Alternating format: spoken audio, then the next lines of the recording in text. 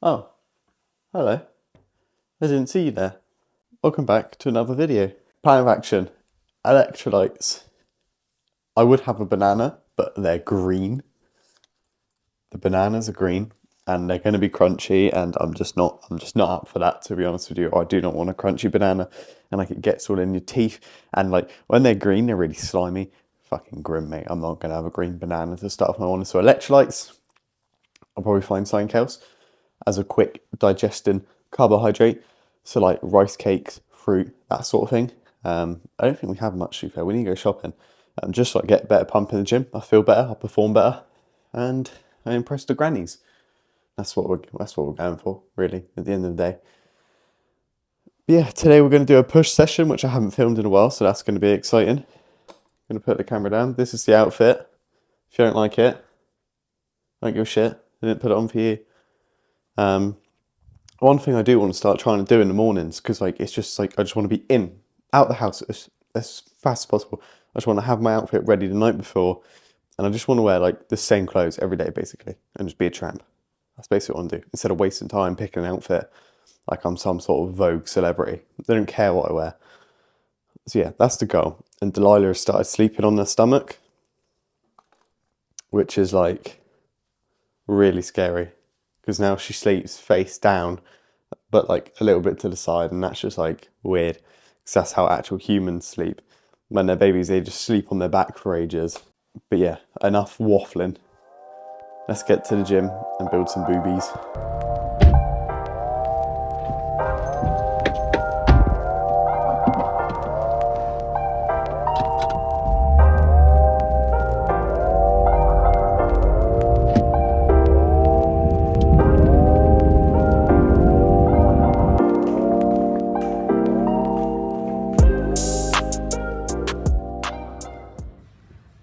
Looky here. We're at the gym once again, even though I hate coming to it. Push day though is my favourite day, so that is a good thing. We're starting off with incline Smith machine chest press, probably my favourite movement ever. Slowly on the way down, as always, a tiny little pause at the bottom. I do get more pausey and hold it for longer towards the end of my reps as they get harder and harder. This is kind of the intensity you want to be pushing at in each lift you do. I'm not going to complete failure, because I do want to recover for a couple of days' time when I come back to the gym, but I am going quite close to it, probably 1 to 2 reps in reserve, which is otherwise known as reps in reserve, RIR. Some advanced terminology that some twats, bodybuilders, you might see use. Then onto some flat dumbbell press.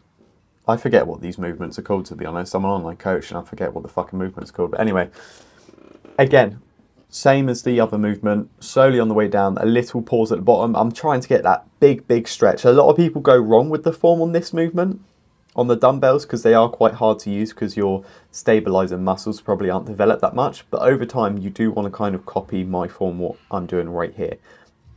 Dumbbells as close as you can to your shoulders, really. You kind of want them to touch your bicep, because then that's going to get the biggest stretch possible on your pec, which is going to build the most amount of muscle. And also a little tip, you can go quite heavy on these. Like the heavier you go, the kind of more control you feel with these, I find. Obviously, don't take that advice and go fucking pick up the 50s and then flatten your nose. Don't do that. But you might actually be surprised that you can lift heavier than you think. And then we're on to the booby builders. This is what I like to call this, the booby builder movement. Too heavy, and I'm a bitch, I had to lower the weight. Jumpers off now, fucking muscles are out. We're impressing all the grannies. So literally all you're going to do is pretend like you're hugging a big fat Russian bear. Simple as that. Again, we're getting the stretch in the pec, because that's going to build the most amount of muscle. And then on the way forward, when your hands touch, you don't want to hold it there for too long, because that's actually where the least tension is. Like your muscles aren't kind of being activated there. A lot of people think that's the important part of the movement. It isn't. It's when my hands are back by my sides now. That is the most important part of the movement, and that's when you should really go slow, controlled, have a little pause, and then explode back up. That is how I tell all my clients to lift. That is how I lift every single day. And I don't look like a sack of shit, so clearly it works. Tricep pushdowns. A lot of people get this wrong with form as well. A lot of people don't bring their hands far enough up. So my hands are basically coming to my face because that's, again, getting the good stretch in the tricep. That is going to build the most amount of muscle.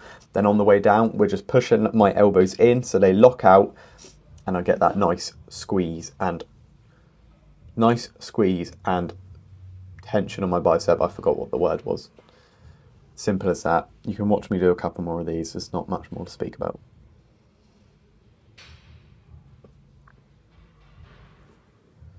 And I've actually nearly done the stack on this, which is pretty impressive. Probably the first movement I've ever stacked other than the leg extension. And then this is my second to last movement. We're just doing some shoulder raises, side shoulder raises or lateral raises with the cable.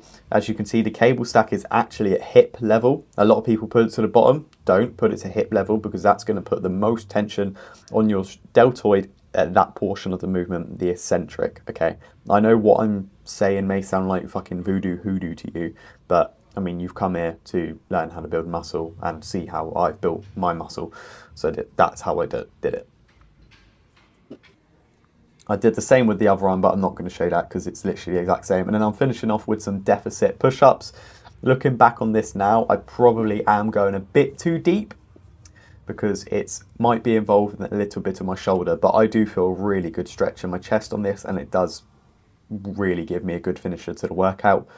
And it's really easy to set up. You literally just need 2 plates or however big of a deficit you want to go. So you could do 1 plate if your shoulders aren't as flexible. I could probably even go further. I could probably do 3 plates, but there's kind of no point in that. As long as you're not getting joint pain in this movement, then go ahead and do it. It is a really good finisher. And this is my 3rd time doing it, and I am quite liking it so far. And that's the workout finished. Quick, simple, effective. So I thought I'd show you how check-ins actually go down, because you might be watching this, you might be thinking, I'm not going to get coached by this guy, he's a prick, he'll probably just send me off to a nap. And he up does everything. No, I don't actually. I'm going to use Rao's sheets as kind of example of how we do this. So what we do is we track your weight every single morning. So this is Rao weighing himself. We track your protein, calories, and steps. That's the main things we track. It may change depending on the client. Rao's in a bulk, so steps aren't really that important at the moment. They are and they're not. Calories are quite high, as you could see, they were 2,700 for this week, and protein's 180. And also we are on a bulk, so his weight has gone from 68.3 to 69.1. But if we go to when he was on a cut, this is simple sheets. If he was on a cut, let's go down to start of cut. So here we go, 73.4 up here, 72.9, 72.5, 71.9, 71.4, 71.1. We're just going down every single week. And then his step count was 12,000 then, because we're on a cut. It's just tracking the basics. Then we've got his training plan here, which goes over everything. Logbook, which is where he stores all the data for his training sessions.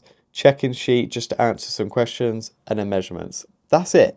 That is literally it. If you ever coached by me, it's very basic. And then obviously we have a few other things with some like meal ideas, meal plans, check-in folders, and where you upload all your photos every single week. But that's basically how you check in. You just make sure your tracker's up to date. You upload your photos. Make sure your logbook's filled out. Make sure your check-in questions are filled out. And that's it. And then I'll get back to you, 5-minute to 20-minute video of feedback. How the past week went, any good bits, any bad bits, any goals that we've got upcoming in the next week, the plan of attack for the week coming up. Simple stuff like that. Simple stuff like that. Real coaching, real results, without palming you off to a nap or starving you to death. Hello. So it's actually been a couple of days since I last recorded that clip that you just saw, even though I'm wearing the same glasses. But I just wanted to take a moment to talk about, so I talked about how I coach and stuff like that, but it doesn't really matter how I coach at the end of the day. If you are not ready to be coached, then there is no point in signing up. No fucking fancy system I have or motivation that I can give you will make you change if you're not willing to change. One massive thing that all of my clients who are successful have is a change in identity.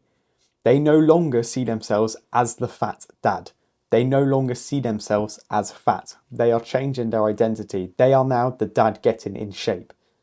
Okay, they're looking into the future, seeing how they want to look, and then the daily actions they take, doing the basics, tracking your calories, getting your steps in, hitting your protein target. Them basics done consistently will get them to that goal. You need to ditch your old self. And that may seem scary, but you cannot identify as a fat dad anymore. When people are trying to quit smoking, some of the best advice they can get by psychologists is to not say, I haven't smoked in 12 days. It's just that I don't smoke anymore. Simples. Like, that's just you. You've changed. It's not, it's been 12 days since the last had a smoke. I haven't smoked in 12 days. It's, no, I just don't smoke anymore. It's the same thing. You now don't eat like shit anymore. You now don't sit on a sofa and binge Jaffa cakes and shortbreads every fucking night. You now exercise in the mornings before the family wakes up. You need to ditch your old self to be able to move on and lose the weight and get in shape. Now I am going to end the video there. It's a bit of a weird one and a little bit ranty towards the end, but that's just what I'm like. So I guess I will see you in the next one. I'll probably be sitting at the same desk working with my stupid little blue light glasses that aren't even mine. I nicked them from my brother.